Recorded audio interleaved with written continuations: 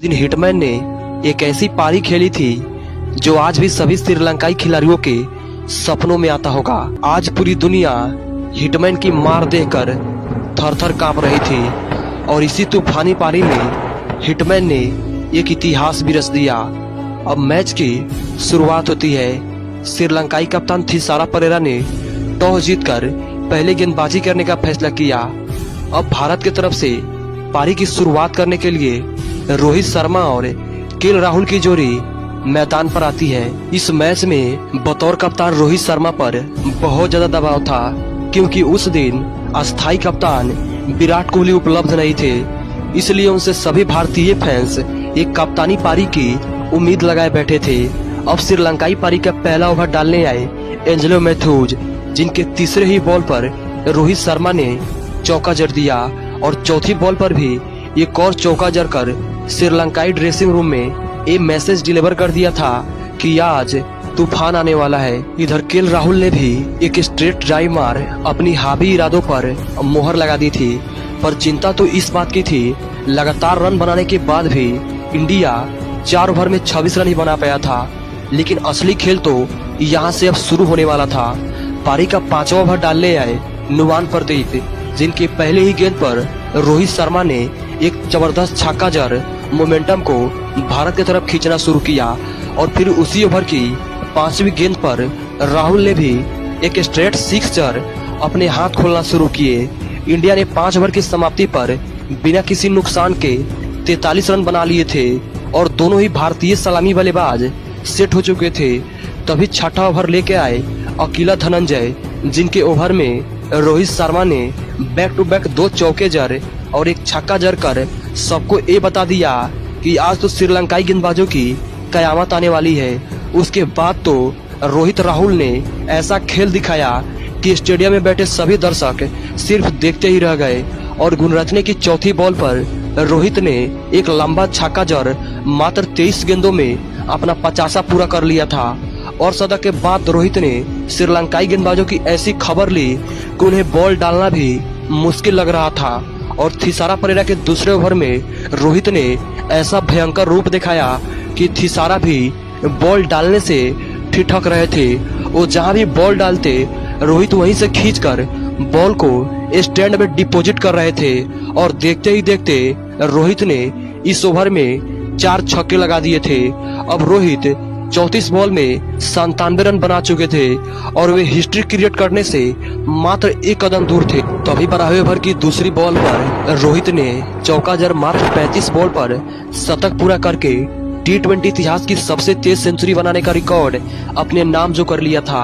ये भारतीय फैंस के लिए एक ऐसा लम्हा था जिसे वो कभी नहीं भूल सकते, क्योंकि रोहित शर्मा ने डेविड मिलर का सबसे तेज 35 बॉल पर शतक बनाने का रिकॉर्ड जो बराबर कर लिया था। इंडिया 12 ओवर की समाप्ति पर बिना किसी नुकसान के 149 रन स्कोर बोर्ड में लगा चुका था। श्रीलंका को लगा था कि अब रोहित शर्मा जल्द ही आउट हो जाएंगे, पर रोहित ने तो कुछ और ही सोच रखा था और 13वां ओवर लेकर आए दुष्मंता चमीरा, जिनकी पहले ही बॉल पर रोहित ने 6 के लिए स्टैंड में डिपॉजिट कर फैंस को ये सोचने पर मजबूर कर दिया कि वो आज T20 इतिहास का सबसे बड़ा व्यक्तिगत स्कोर बना सकते हैं। और अगली बॉल पर भी उन्होंने एक तेज तर्रार शॉट खेल बॉल को 4 रनों के लिए भेज दिया था। ओवर की तीसरी बॉल चमीरा ने पैरों पर यॉर्कर डालने की कोशिश करी, लेकिन उसकी भी सजा उन्हें 6 के रूप में चुकानी पड़ी। अगली शॉर्ट बॉल पर रोहित ने बल्ले का फेस का यूज करना चाहा, लेकिन वो फील्डर को भेद नहीं पाए और आखिरकार उनकी रिकॉर्ड ब्रेक पारी समाप्त हो गई थी।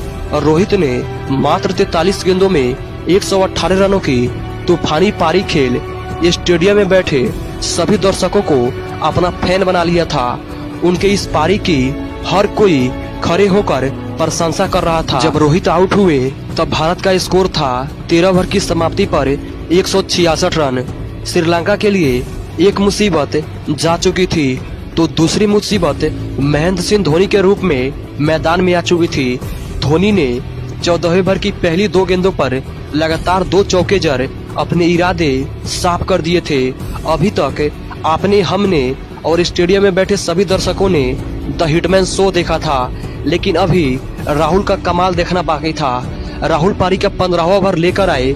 नुआन प्रदीप की दूसरी बॉल पर एक चौका जड़ अपना 50वां भी पूरा कर लिया और फिर 5वीं बॉल को भी स्टैंड में डिपॉजिट कर श्रीलंकाई गेंदबाजों को ये बता दिया कि भाई अब मेरी बारी है।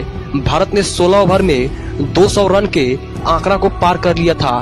तभी 17वां ओवर लेकर आए अकेला धनंजय, जिनके ओवर में धोनी और राहुल ने मिलकर 3 छक्कों की मदद से कुल 20 रन बटोरे। श्रीलंकाई गेंदबाज समझ नहीं पा रहे थे कि ये उनके साथ क्या हो रहा है। राहुल एक से बढ़कर एक दर्शनीय सिक्स लगा रहे थे।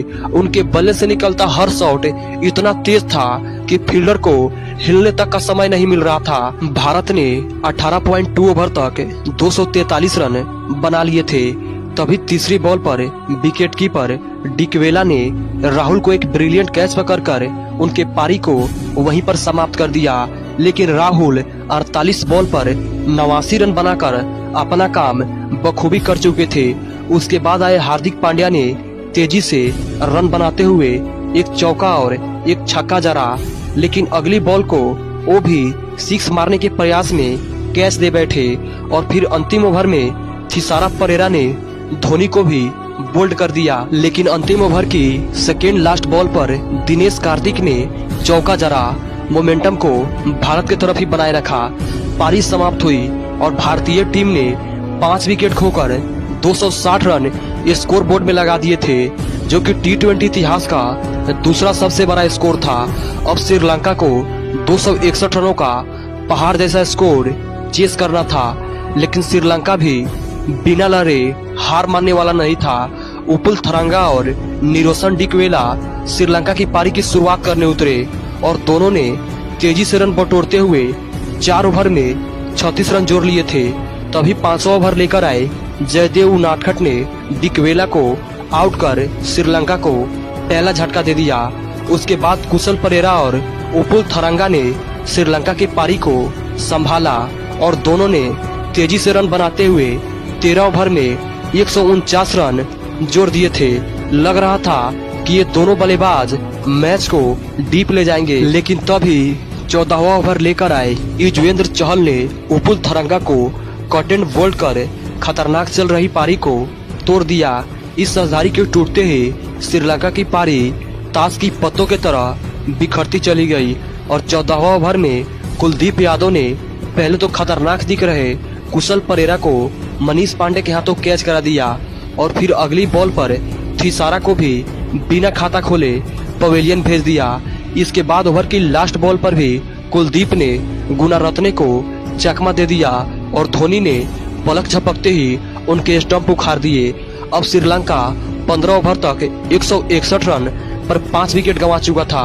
तभी 16वां ओवर लेकर आए युजवेंद्र चहल ने ओवर में कुल 3 विकेट चटकाकर श्रीलंका के पारी को 172 रन पर समेट दिया। भारत ने इस मैच को 88 रनों से जीत सीरीज में 2-0 से बढ़त बना लेती है।